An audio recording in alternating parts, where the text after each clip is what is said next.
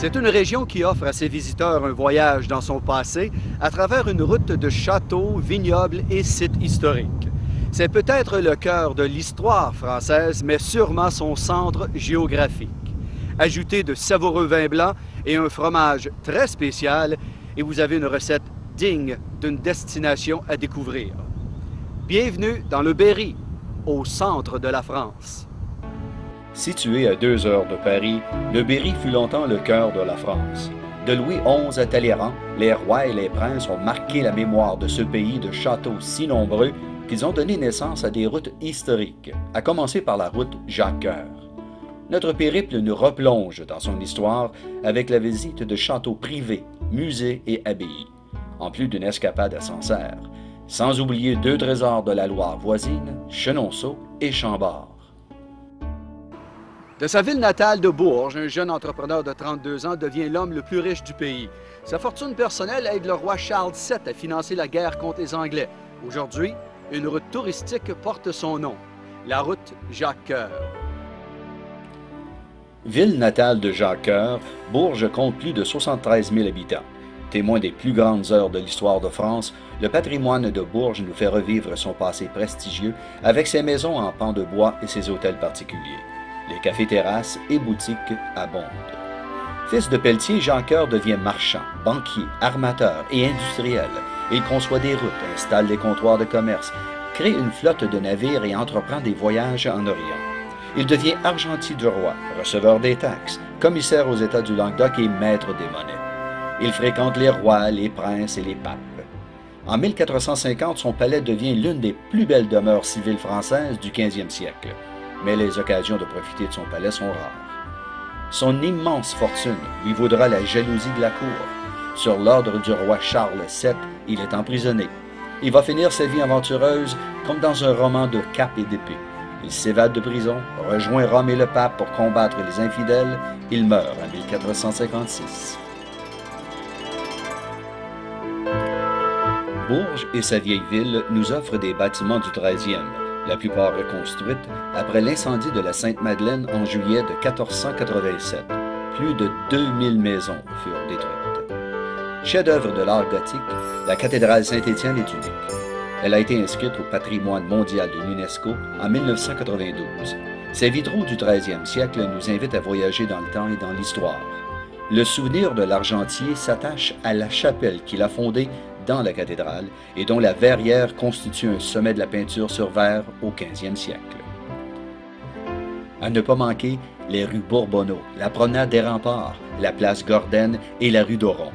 Bourges regorge d'attraits tous spectaculaires.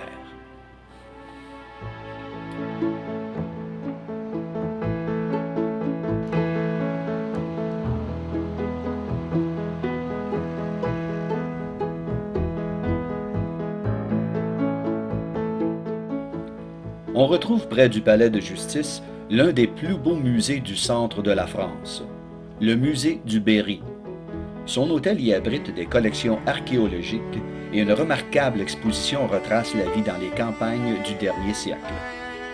Bourges, un joyau sur la route Jacques-Cœur.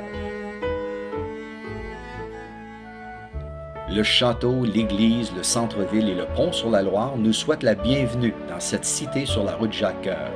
La ville de Gien date de l'époque romaine. Elle a été détruite dès le début de la Seconde Guerre mondiale et reconstruite respectant le caractère villageois. La ville est située sur la Loire, à environ 80 km à l'est d'Orléans. Le château Anne de Beaujeu a été construit entre 1494 à 1500 pour Anne de France, fille de Louis XI et petite-fille de Charles VII. Le bâtiment hébergea Henri II avec Catherine de Médicis durant la guerre des religions, puis Louis XIV et Anne d'Autriche durant la Fronde, la dernière guerre menée contre le roi de France. Aujourd'hui, il contient le Musée international de la chasse et conserve les collections de plus de 3000 objets et œuvres d'art. On retrouve l'église Sainte-Jeanne d'Arc, mais son clocher du 15e siècle est tout ce qui reste de la bâtisse originale.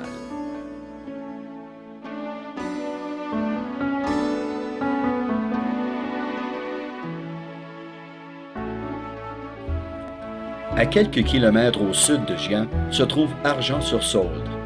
Succédant à la demeure édifiée par Marie de Sully en 1501, L'actuel château construit par Victor Louis abrite le musée des métiers.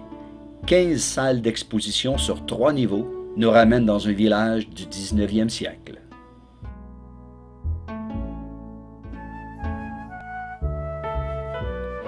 Cette paisible municipalité nous amène au château de la Chapelle d'Angillon, qui possède un des plus anciens spécimens d'architecture militaire de la région, avec son donjon bâti en 1100.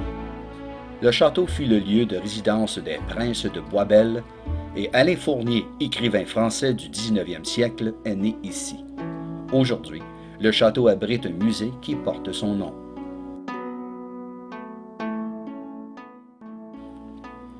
Le château de la Verrerie est un joyau de la Renaissance situé au bord d'un grand lac entouré de forêts. Ce lieu récèle des sentiers où Alain Fournier, l'auteur du Grand Monde, aimait se promener. Il fut propriété des souverains écossais et anglais pendant 2 siècles. Puis Louis XIV l'offrit à la duchesse de Portsmouth en Angleterre.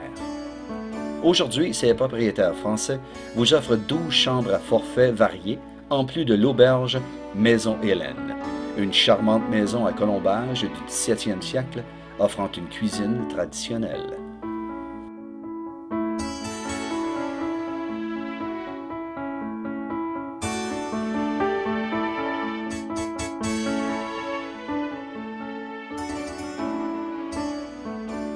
Le château de Boucard a été rendu célèbre par un pittoresque passage d'Henri IV, roi d'Angleterre et prétendant au trône de France. Du dehors, le château présente l'apparence austère d'une forteresse médiévale. Mais la famille Montabert vous y accueille. Cette famille est dans ce château depuis l'époque de Louis XV, au 18e siècle.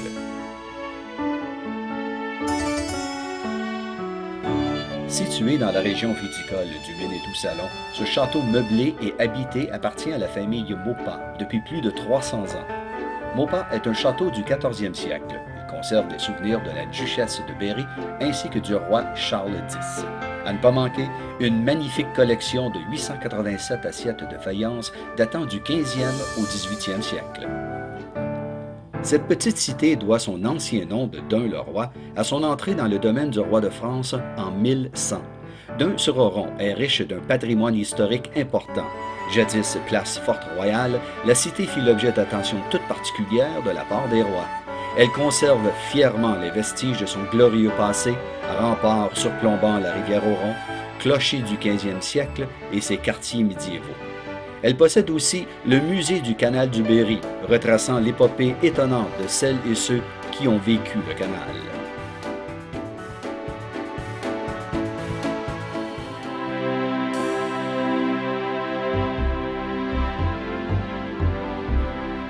La route Jacques-Cœur nous offre une belle surprise avec la visite du château Meillan.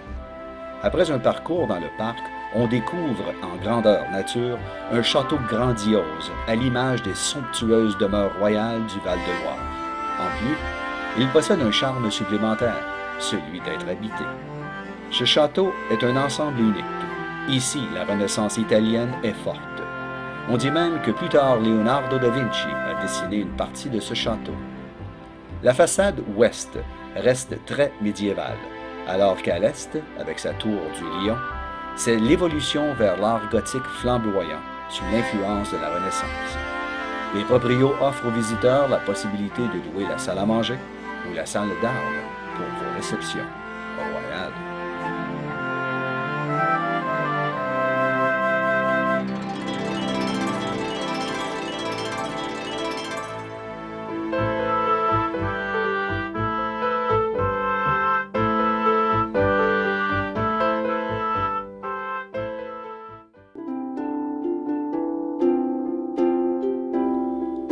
Au cœur d'une vallée, dans un écrin de verdure, l'on découvre un site d'exception.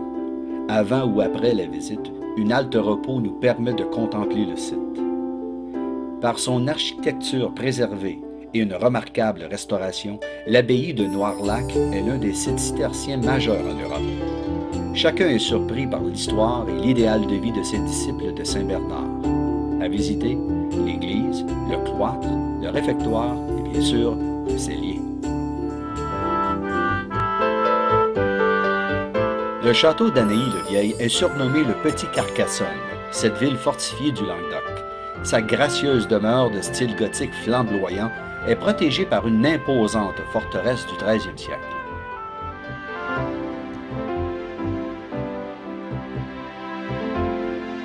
Pur joyau de la Renaissance, elle a accueilli Louis XII et Anne de Bretagne le temps d'une halte.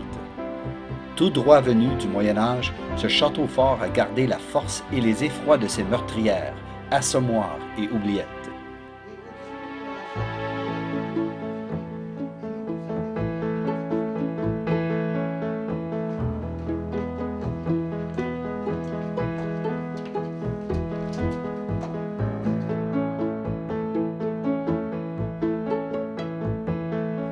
Suivez le parcours de ces soldats d'un autre temps sur les remparts, à portée des gargouilles et du dragon.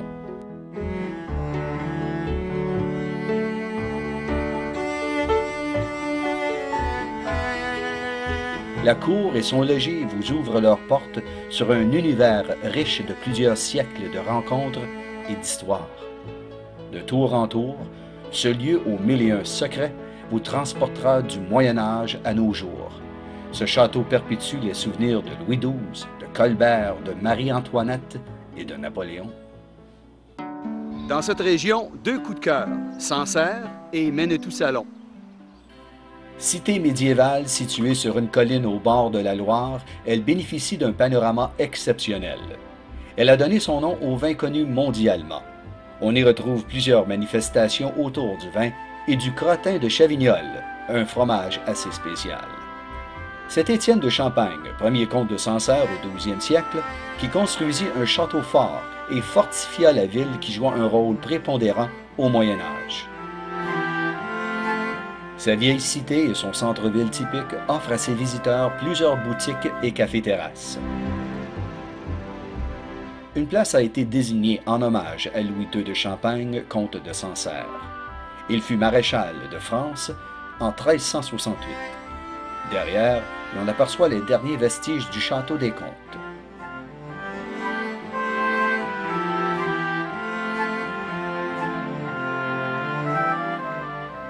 À quelques minutes de la ville, ce vignoble offre des visites guidées et des dégustations. Les vins blancs sont en vedette. Les rouges et rosés sont issus de pinot noir. Sancerre est connu mondialement pour ses appellations d'origine contrôlée, le vin de Sancerre et le crottin de Chavignol, mais également pour ses spécialités gastronomiques. Menetou-Salon est reconnu pour ses vignobles et son château. Le vignoble de Menetou-Salon s'étend sur 330 hectares de collines. L'aire d'appellation couvre 10 communes, dont Menetou-Salon. Son centre-ville est paisible et orné de petits cafés et boutiques. Le clocher de son église fut la proie des flammes causées par la foudre en 1997.